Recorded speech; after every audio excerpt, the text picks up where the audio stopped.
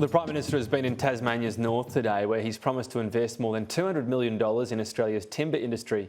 The money would go towards innovation in the sector, as well as grants to adopt new technologies and extend regional forestry hubs. It comes in the face of a domestic timber shortage, which is driving up prices, including for building new homes. I spoke earlier with Hampton, Chief Executive of the Australian Forest Products Association, began by asking whether we could expect this policy to bring down the price of timber and when. Yeah, bring down the price and get a bit more into those empty shelves, I think is what everyone's immediately asking, aren't they? Look, the short answer is not straight away, but yes, over time. You know, obviously, we've got a whole lot of factors coming into play that are making it really hard to get timber and other building products, but predominantly timber, into the system at the moment. And we've been arguing for months and months that the government and indeed the opposition need to seriously grow the local industry. And today, you know, we're happy to be here today because there's been some really big deliveries against what we said were the prescriptions for the solutions in that area. So they are, you know, stop reducing what we already have. Let's have no more lockups. We only use a very, very small part of our native forest estate, modest part. We replant, regrow everything we touch, and we've got to stop reducing the amount of timber that goes into our shelves from that. And then we have to do research and development so that we can get more from what we currently do. We have to get new technology into our sawmills, and that's been announced today, which is terrific, so that they can get more productivity out of the current trees that we're using. And of course, we have to massively grow the estate. Everyone agrees, the scientists, ABARES, the government, the opposition, that we need 1 billion more trees planted. So we really got to step on the gas in that regard as well. So you mentioned 1 billion more trees. This was a coalition announcement in 2018.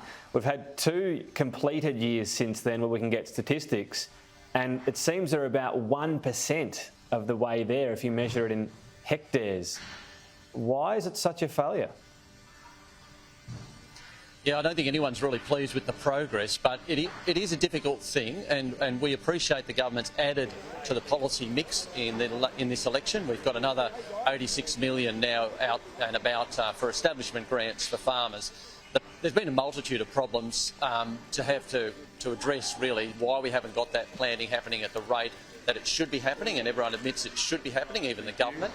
And that's to do with bushfires, it's to do with land prices, it's to do with economic returns for farmers, and clearly the policies in place haven't been doing the job.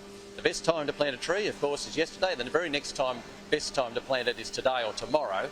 And so we're really pleased that the government seems to be taking very seriously the need to really change the policy settings, change the policy mix to see that uptick start to take place. Because you're right, if we don't get more trees in the ground, then our children will really struggle to have timber for their homes. Okay, but if you're saying the announcement's good today. The announcement was supposedly good in 2018. In a whole term of government, yes, you mentioned some headwind factors perhaps, but this has been so far a failure from the coalition. Yeah, I'm not going to defend the policy that was put in place last election. There was a $500 million loan scheme put in place. Now, it didn't work. I think we have to be upfront about that, and I think the government has to be upfront about that there are other things that farmers and landowners need. It wasn't low cost of capital. Capital's become so cheap on the global market that hasn't been a barrier to entry. What stops farmers and others participating in tree planting on their properties is usually that it takes too long to get a return on the trees. You know, it takes you 10 or 15 years before you start getting what we call thinnings, and it takes you 30 years before you get the full crop and you replant. And so, you know, I'm not defending what happened in the last term, but what I'm saying is at least now we have a new policy in that space. It's 86 million to be matched by the states and industry, which will help farmers and landowners with what they call establishment phase of the tree planting. So, yep, should have started before this, but we're really pleased that there's new policies in place to get it going. You've mentioned you don't want any more lock-ups, so we're talking about mainly native forest here. The government, though, has signed the pledge to end deforestation by 2030. So by 2030 you won't be logging any more native forest, will you? No, that's a complete misunderstanding, and it's not yours alone in relation to that pledge. That pledge says they want more sustainable forest. We call it natural forestry when we talk on the international scene, not native forestry, but it's the same thing. They need more of that, like what we do in Australia. But for that deforestation pledge to work, we've got to move the world towards the Australian model, which is by law, you use a tree, you replace the tree. we've almost lost all of the jungles of Borneo, for example, because of deforestation.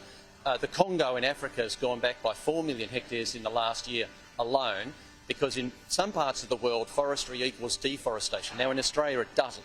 And that's what we need to do more. Now, I'm glad you raised the states, though, because you take states like Victoria and Western Australia that have decided to move out of doing any of their sustainable native forestry. The question to them is, where's that timber coming from? Next year, the year after, when they really do stop, the answer will be it'll be imported. They need to answer the question about where is it going to come from. Would you agree, though, you need a sort of longer-term approach and look at areas that won't ever be forested, native forest that has crucial flora and fauna in it, and whatever else you talk about replacing might happen, but you can't replace overnight, if you like, native forestry, in particular in some regions in Australia? Well, we already protect vast areas of our native forest estate. Forest industries use 4 trees out of 10,000. That's the right number. 4 trees out of 10,000 that have to be replanted and replaced by law. And indeed, we do it so well that, people walking through the forest probably don't even know they're walking through a forest that's being regrown after 1 or 2 or 3 cycles of forestry. It's really well done in our forests. Now, take great care of all the other environmental values in those small areas that we do harvest.